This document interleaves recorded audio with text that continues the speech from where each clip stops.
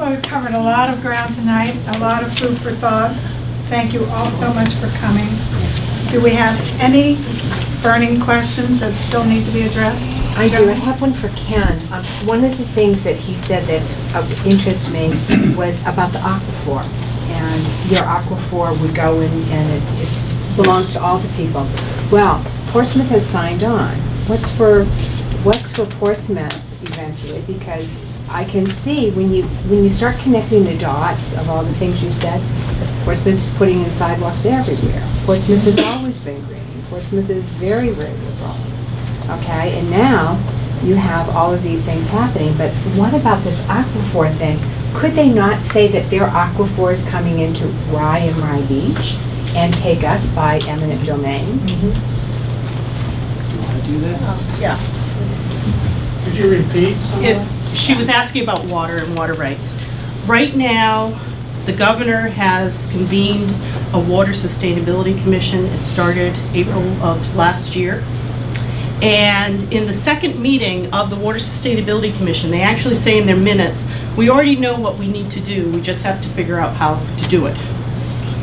So one of the things they talk about is that that there's a tradition of individual water rights. They don't believe that we should have individual water rights. They believe that the collective should own the water. So you don't have a right to the water under your house. You don't have the right to the water on your property. You don't have the right to the water in your community. It's the power of the collective. Collectivism. They actually put in their minutes, they had a speaker and she talked about collective water rights. They had a public conversation about water May 8th. They had it in 5 locations. And because I had just found out about sustainability, I didn't know what sustainability was. April 28th, we had our first meeting against this on April 30th, and in 2 days I just started reading up on it and said, this is not good. And so when I saw online that the governor was going to have Water Sustainability Commission public conversation, I decided to go. Now I had heard about the Delphi technique somewhere, and I started reading up on it. So I get into the room, and I was early, and there was a guy in the corner with a bunch of, I guess, facilitators, and they had set up the tables, they had set up the chairs in circles, small circles. It wasn't a town meeting, it was a collective. Now, I'm a poli-sci major, and the Russian word for collective is Soviet. So they set us up in a Soviet, and I was like, wait a minute, this is the Delphi. I'd never actually seen it been done, like, oh my God. So I questioned them. And I could hear the guy giving instructions. He goes, if anybody gives you trouble, you give me the eye and I'll send somebody in to help you.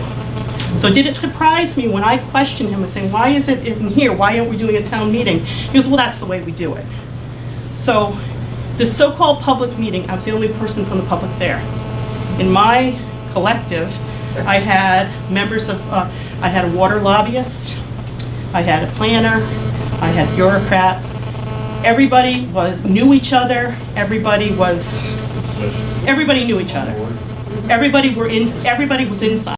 A reporter from NPR came in. They told him to put his equipment away, and if he wanted to stay, he had to not report on the findings.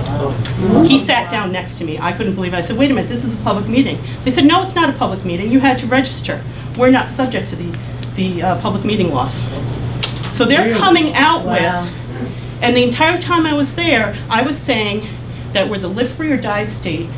We have life, liberty, and the pursuit of property. And what is our number one right? Is to life. And water is our number one life-giving element. So that should be our number one. At the end of the thing, they wrote down some things. They ripped it off, put it to the side, and the woman had her own thing, and she wrote down other things. And that's what my group reported on. That was the consensus. That was the consensus. Whatever group did not agree with what they had predetermined was ripped off, put to the side, and other answers were given. So when you say water rights, according to this report that's coming out in a few months, you don't have any. That the New Hampshire consensus is, we don't want our tradition of water rights, we want collective ownership of water in New Hampshire. And that's what this report is going to come out. We want safe water. We want safe water. We want They talked about one town having more water than the other.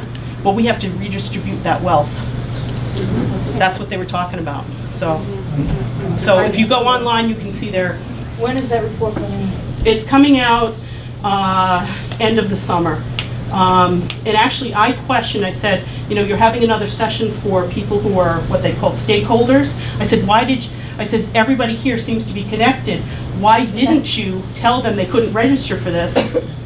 Is there a way that we collectively, and everyone wherever you go, can chip in for newspaper ads to the public to come to something we will put on to let them know about this publicly? I guess. I mean, but it's kind of like my word against them, because everybody else in the room. well, if enough is people, and we you put know. our names in the ad from Yeah, all the I don't different know. communities, back this up, we can't all be crazy.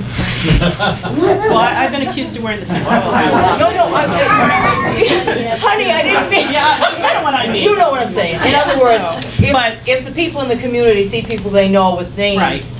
But what I'm saying is they're going to come out with this water sustainability report, and the water sustainability report, based on their own thing, they knew what they were going to write before, by the second meeting, so.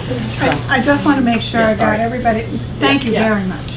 And I want to make sure we got everybody. Richard, you had a question earlier. Yeah, I Do just you want- had one question. My name is Dick Nichols. I'm a Hampton Selectman, and we were asked to participate in the program roughly, I would say it was 4 or 5 weeks ago or so. And we received what I believe you referred to as the 15-page document. And it was kind of interesting because I read it once when I was done. Stand up, please. Yeah, I read it once, the 15-page document. When I was done, I realized I had no idea what I had read. And when you're a selectman, we meet weekly. You get a ½ inch, an inch, 2 inches of stuff to read, and generally speaking, I have a pretty good idea of what I've read. So I read it a second time, and I still had no idea. And then I finally concluded everything in there was so general that you couldn't possibly understand it. As a result, while I ended up abstaining on a vote to participate, the motion still passed 4-0-1 on that. And my question is just simply, you had referred to a number of additional documents that you obtained from the Nashua Planning Authority or whatever. And I'm just wondering if I could get copies of those via PDF or whatever, email, just so I can understand it and go back to my board to maybe we need to reconsider this. Yes, that would be great. And We will reconsider that. We would come, and I'm sure Jack too, we will come and help you with that. Okay. I'm a co-founder of the Southern New Hampshire 912 Group. Our website is southernnh912.com. I wrote a 5 to 6 page document with links to all of the things that I discussed tonight. And all of the legally binding documents are on the bottom, but they're also embedded within the article. Please go there and send that link to everybody you know. Could you give that once more? southernnh912.com. And if I could mention one more thing, Rick is uploading a video as we speak where Jack and Rick and Mary spoke at one of their meetings. It was the Southern Regional Planning Commission meeting in Dover about the corridors. So you can see that. Stratford Regional. Thank you. One more thing I want to just add quickly, and I didn't mean to cut you off. Did you have more to say on that? Did everybody get that website? Okay.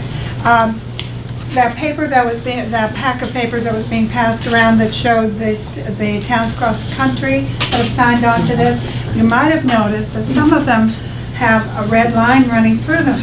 Those are the ones that have withdrawn. Okay? Withdrawn. Have withdrawn. Yes. Yeah. This is so serious to me that I'll put my telephone number in the paper. And I'm happy to share that with you if you will please give me a call.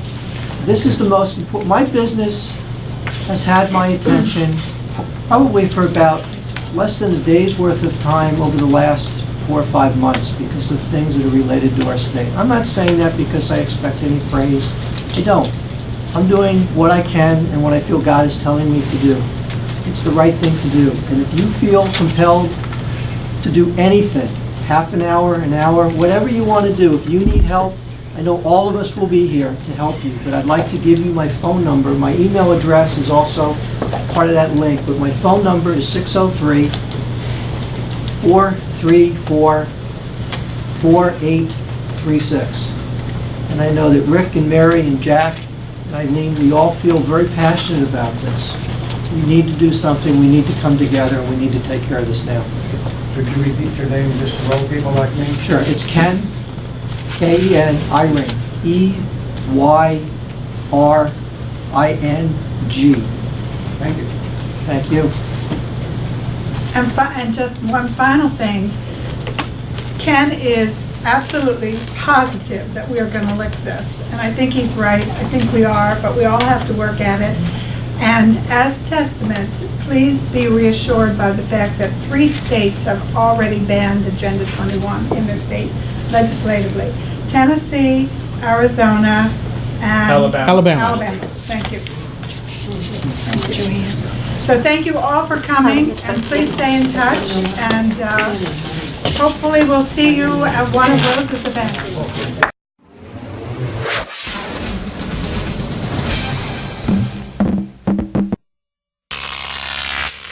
Croc TV.